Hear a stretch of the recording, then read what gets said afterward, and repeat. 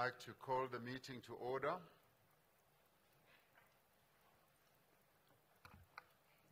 And welcome you all. Your Excellency President Lula da Silva, President of the Republic of Brazil, Your Excellency President Vladimir Putin, Your Excellency Prime Minister Narendra Modi, Your Excellency President Xi Jinping, Your Excellency Deputy President Paul Mashatile, Deputy President of the Republic of South Africa,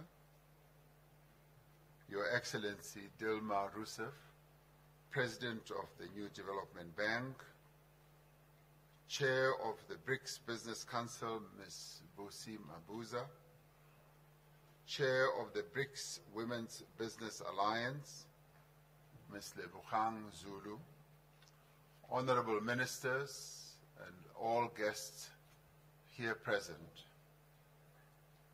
members of the diplomatic corps who are here with us. I'd like to welcome you all to South Africa and to the 15th BRICS Summit. This is the open session of our summit, so it's a pleasure and a joy to have all of you here. The BRICS partnership straddles 4 continents and 5 countries that are home to almost 3.5 billion people who live on this planet. Over the past decades, the bloc has been a major driver of global growth, of global trade and investment as well. BRICS stands for solidarity and for progress. BRICS inclusivity and for a more equitable order. BRICS also stands for sustainable development. We are an inclusive formation of developing and emerging economies that are seeking to work together to benefit from our rich histories, our rich cultures, and systems to advance the prosperity of the peoples of our countries. We do so because we know that poverty, inequality, and underdevelopment are the biggest challenges facing humanity.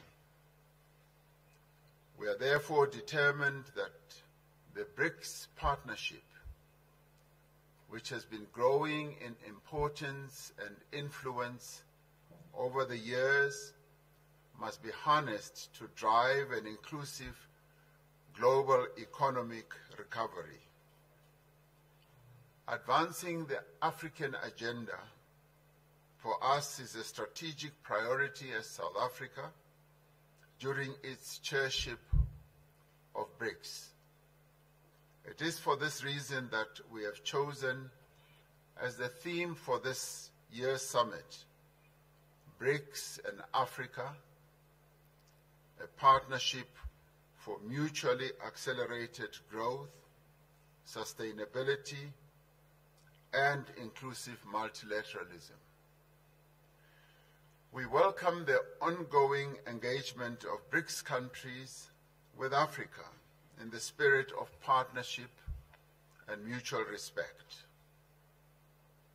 We are pleased that all BRICS members, Brazil is re-engaging with the African continent in a meaningful way. Russia has always had really good and meaningful relations with African countries. China has chosen to assist and support Africa with its aspirations for development. And all of us, in the ways that we are involved and engaged, we want to be engaged with Africa. India continues to increase its engagement and its trade with Africa. So as the BRICS family, all of us as members, we are deeply invested and deeply engaged with Africa. Our objectives are reciprocal trade and investment. We want the goods and products and services from Africa to compete on an equal footing on the global economy. The African Continental Free Trade Area, once fully operational, will unlock the benefits of the continental market and generate mutually beneficial opportunities for both African and BRICS countries. As nations of the world confront the effects of climate change, we must ensure that the transition to a low-carbon, climate-resilient future is just, it must be fair, and it must be able to take into account the different circumstances that prevail in all countries. In line with this objective, BRICS nations need to advance the interests of the Global South and call for industrialized countries to honor their commitments to support climate actions by developing economic progress. The commitments of support that have been made that have not yet been lived up to need to be followed through. Peace and stability are preconditions for a better, more equitable world.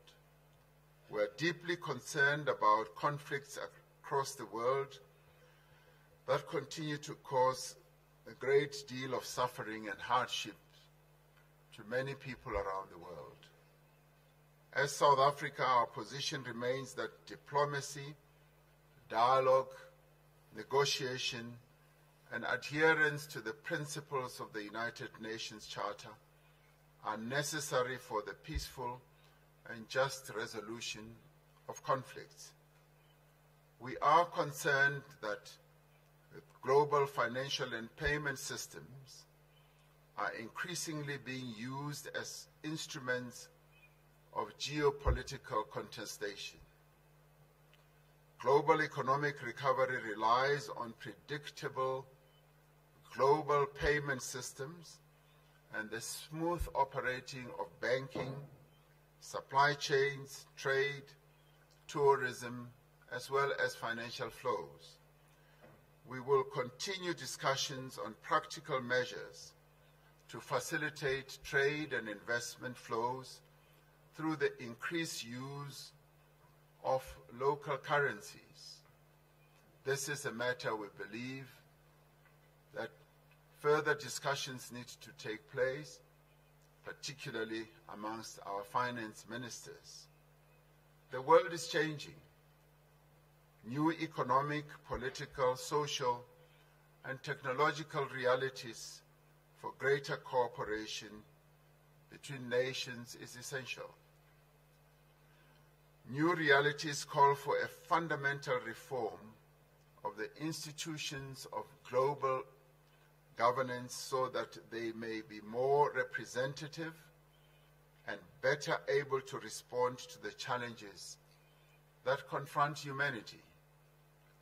While many believe that we should advance the interests of all people, we believe that, yes, as we advance them, the interests of the Global South, that we as BRICS want to be ready to advance are essential, and in this regard we want to collaborate more, to cooperate more with all countries that aspire to create a more inclusive international order. We are confident that this 15th BRICS Summit will advance the cause of common prosperity and progress. We are confident that this 15th BRICS Summit in the end enrich and inspire our work towards the achievement of a much more humane global community. This is what BRICS is all about. This is what BRICS is committed to achieving. It is a great honor for us as South Africa to have this opportunity to host this 15th BRICS Summit and to have in our presence the BRICS members as they are represented here. And with those words, I open this session and then call upon one of the young leaders of our country who is also going to have an opportunity to give the words of welcome, but also to give the hope that young people in the BRICS countries hope to communicate to all of us. I call upon Ms. Asanda Luaka to speak to us. She is the chairperson of the Board of Directors of the National Youth Development Agency that seeks to advance the interests of young people in South Africa.